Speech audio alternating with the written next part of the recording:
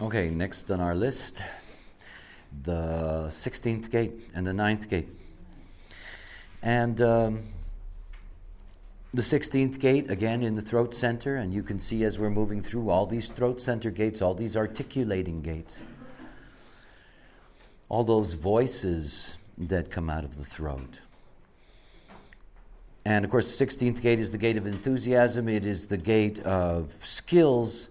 Recognize that that's the gate of articulating skills. You know, it is about being skillful in the way in which you express yourself and skillful in the way in which you express logic. Many people think that because the 1648 is called the channel of talent, that this is the only place where talent is. You have to understand this word talent in this context. It has nothing to do with... It has nothing to do with being creative. It has everything to do with being disciplined. Everything to do with being disciplined. The 1648 is about practicing. It isn't about creating. Right? And for talent to be honed, it's 99% practice. So this is what the talent is all about. But don't confuse it with creativity, because creativity is a logical process. So when you're dealing with the 16th gate, the 16th gate has a problem. And the problem that it has is that it is a direct connection to the 48th gate. That's the problem. And the 48th gate is the fear of inadequacy. And it is one of the most difficult fears for the logical process. There is nothing that logic is more frightened of in that a pattern is inadequate. Because the moment a pattern is inadequate, it means that the future is at risk. And of course, everything about the logical process is to ensure that everything in the future is going to be rosy. You know? Here's a safe pattern. Here's a reliable pattern. If we follow this pattern, everything is going to be okay. The other thing about any collective gate, is to see that its fundamental theme as a circuit is rooted in the keynote of sharing. You know, when you look at the chart in terms of its social context, what you see is that the tribe, for example, has two specifically social channels, the 59-6, the 40-37. That individuality has one specific social channel, the 12-22. But the collective, there are no social channels. They're all social. They're compulsively social, you know? That's why we have troubles with, 18s, you know? Let me share with you my criticism of you. Gee, thanks. That's just what I wanted today, you know? So the 16, it always wants to share its skills with you. It wants to share the verbalization of the pattern with you. And of course, what it's afraid of is that it's not going to be good enough. Now, there is a theme to the 16th gate that is very, very important. The 16th gate carries with it the theme of identification. There is no other gate that carries such an intense theme of identification. If you go to, some boo-boo baba in India, they will say to you, do not identify,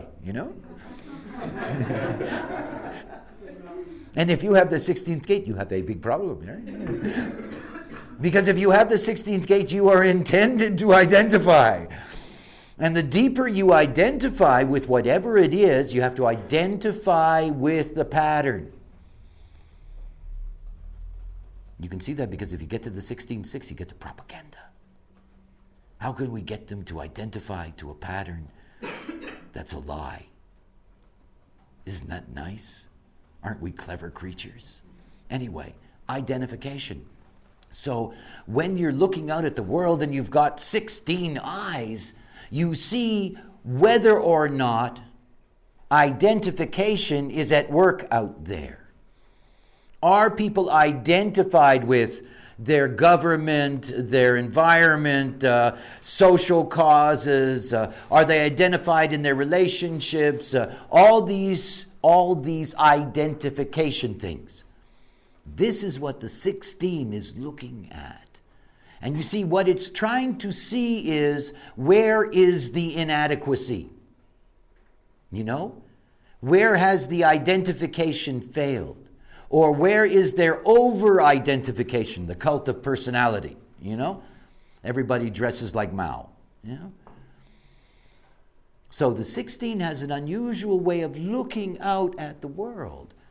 And when you're looking at that, because it's under the theme of talent, and if you look at both the 48 and the 16, you will see the kinds of things that move the collective, trivia as an example, propaganda as an example, you know, fairy tales, stories, all of these things, that the 16 is always trying to see how to get people to be better identified.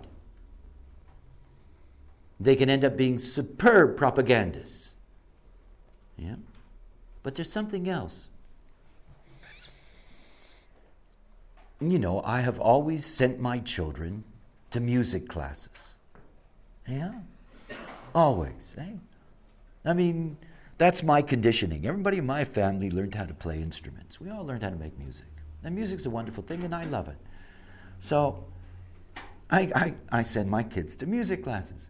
And it's hilarious, you know, because you see, if you're not identified with doing something, it doesn't happen.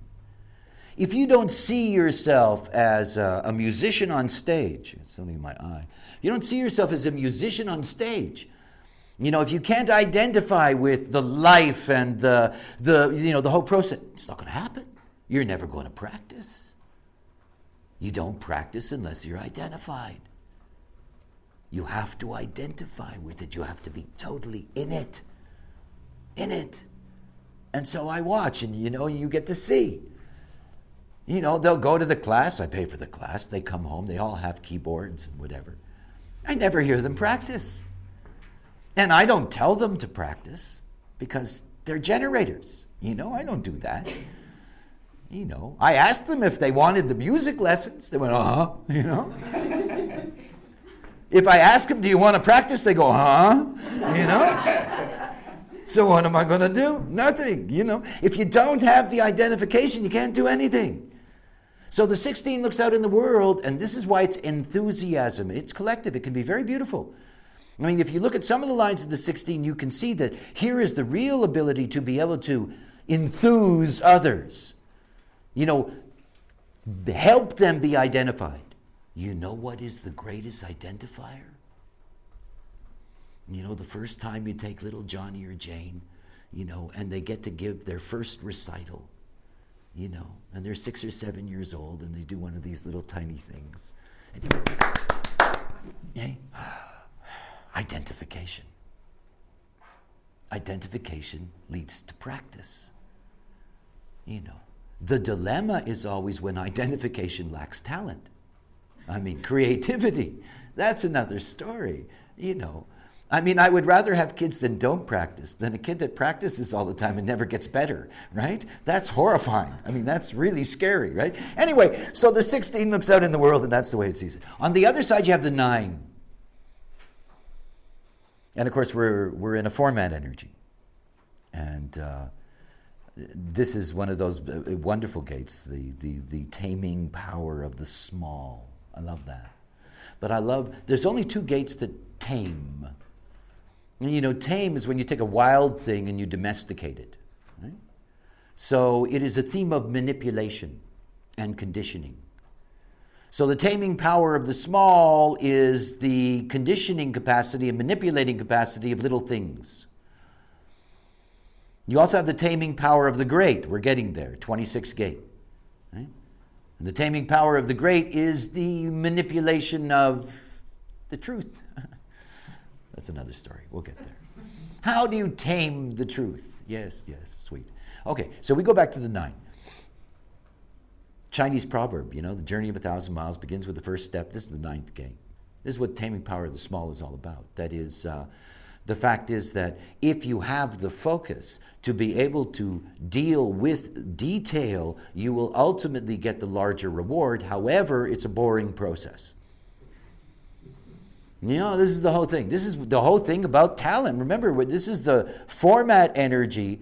The 9 is the format energy of eventually the 16. They're all part of the logical circuit. You know, in order to get to that place that you can be properly identified, you have to be able to have the focus to work on the details. I mean, there are certain pieces of music that I've been playing for over 40 years. It seems like you can always play them again and hopefully do it better somehow. You know, there is no ultimate perfection. There isn't. It doesn't exist. But all of those details, you know, over the years, you begin to notice something. It's like, you know, being a musician is a fascinating process. You start off being so concerned about what you're physically doing and end up being so concerned about what you're hearing. I mean, you leave the mechanical things behind because they become natural and you get into another realm. But you have to go through all the detail. You got to go through all the steps, and that's very, very boring unless you're identified. You know, I can play my own songs over and over again, never get bored. Thank God. You know? It would be horrendous, you know, if I wasn't identified with the fact that they're mine, I love them, you know, blah, blah, blah. You have to be identified. So this theme, the ninth gate sees, is there focus out there or not?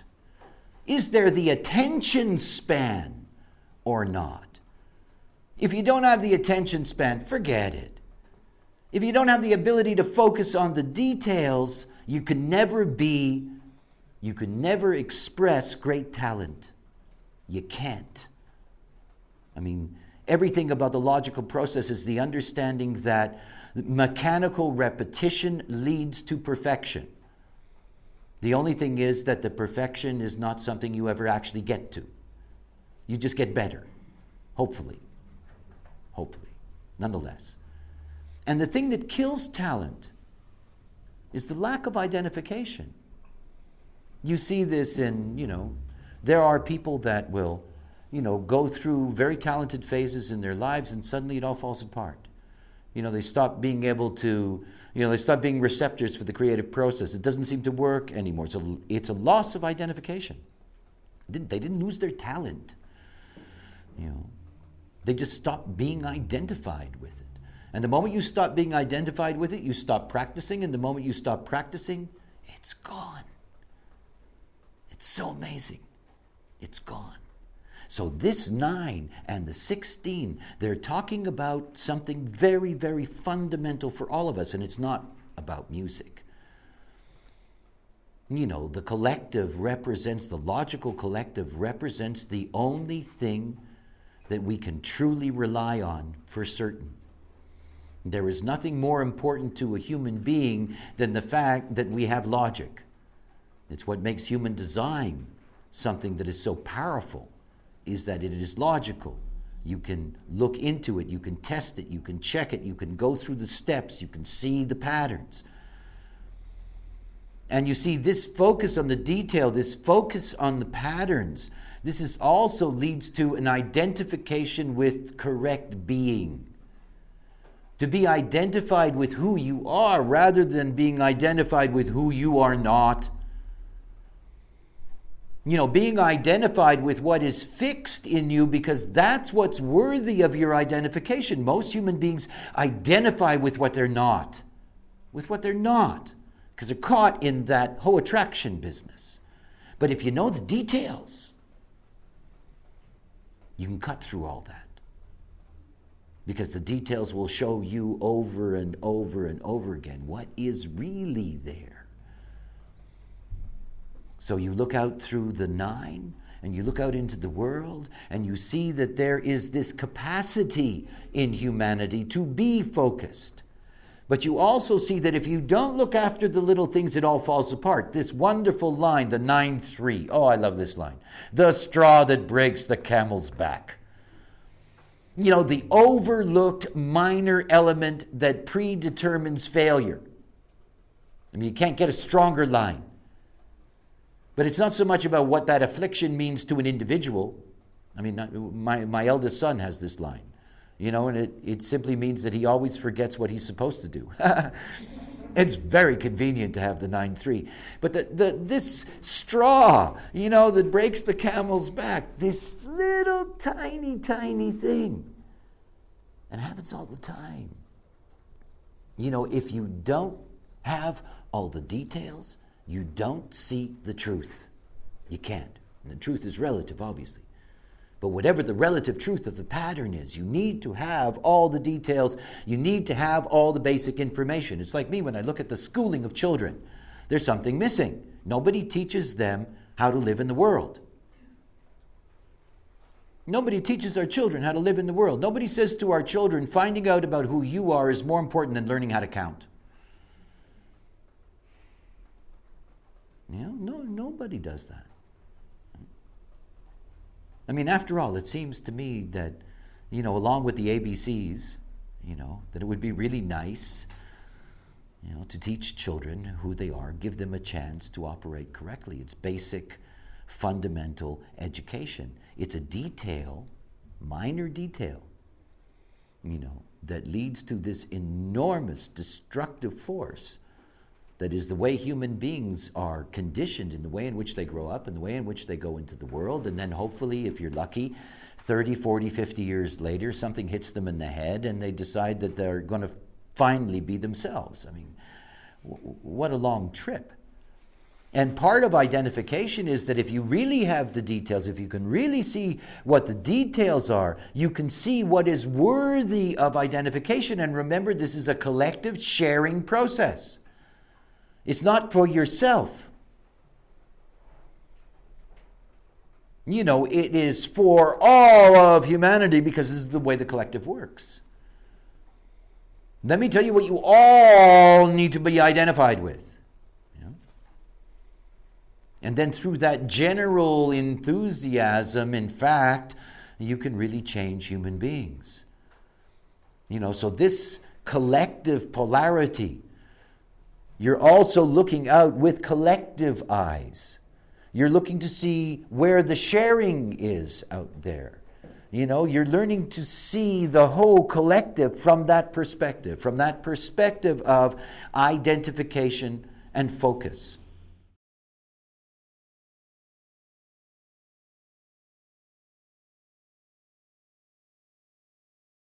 Guarda, nuovo auto. Lui è fuso un po'.